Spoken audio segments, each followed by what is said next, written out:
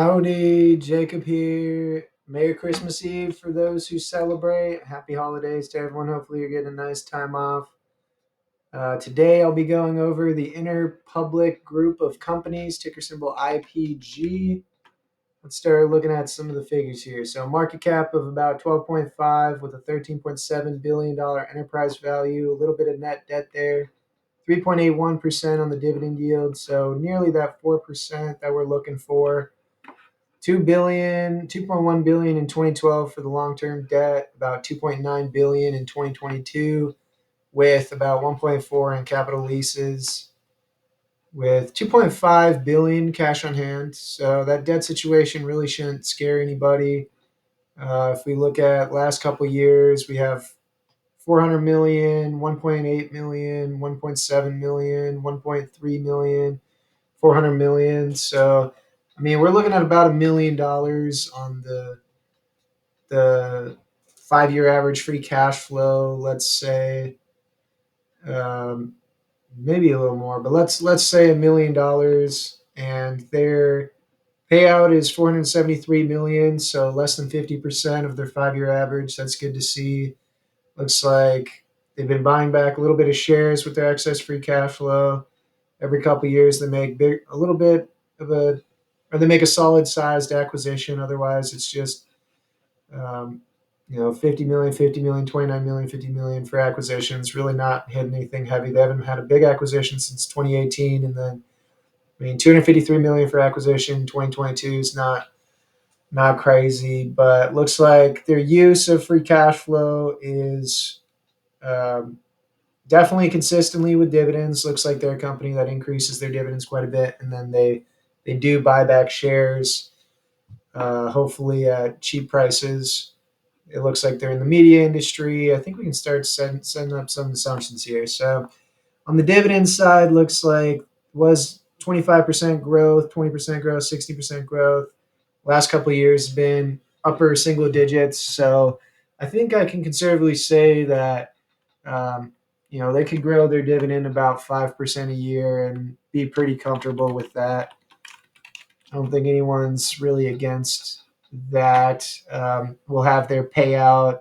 Depends what their growth rate will be. So let's get to there to see what their payout will be. But with it being under 50% right now, I feel like even at a 5% growth rate, that could be roughly 50% on a 5 year average price to free cash or free cash flow basis. I do like that their free cash flow is a bit higher than their earnings margin. Love to see that. Let's see about 7, 11.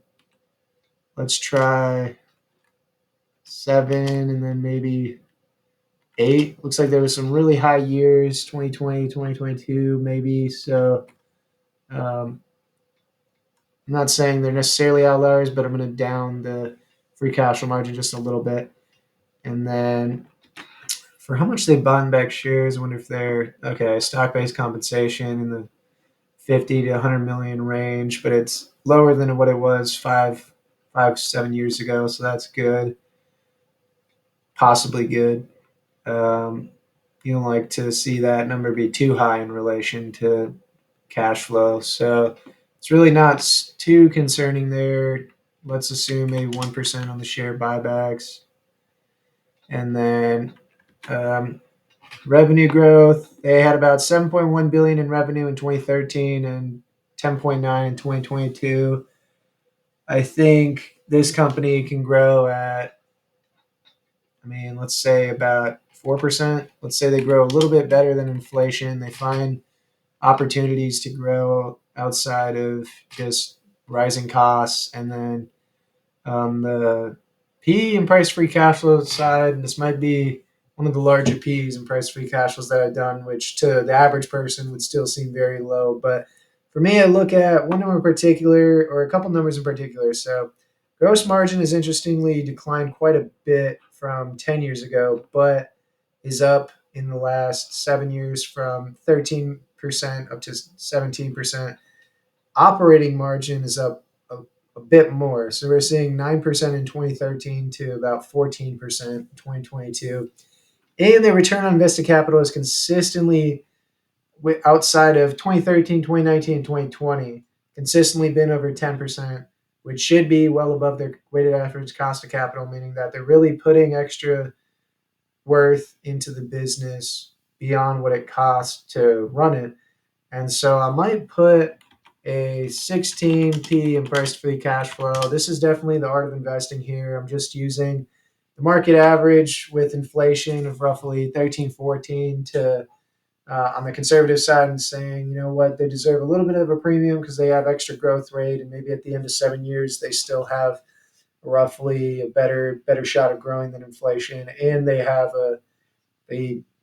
historically used their cash flow a bit better than the market and what their cost of capital should be. So for me, I'm pretty comfortable with these assumptions right now without digging too far into the company. And it's saying that it needs to fall about 29% before you get a 15% return. So it's really not too far off to where I would. Um, I think as for the this screener itself, it's just under the 4% that we're looking for, but it is a business that's growing, and so I think you will get, if you buy it at the right price, there should be a good amount of appreciation that happens with the stock beyond just the roughly 4% dividend that you'll get. For me right now, it's not at the price it's not a screaming deal to where I'm definitely gonna be jumping on it, but it definitely is an interesting enough company to where I will definitely be doing some more research on it as the price comes down to more reasonable levels to where 15% return seems a lot more reasonable. But for now, again, I hope everyone has a wonderful Christmas Eve for those who celebrate, and thank you very much. Hope you have a good rest of your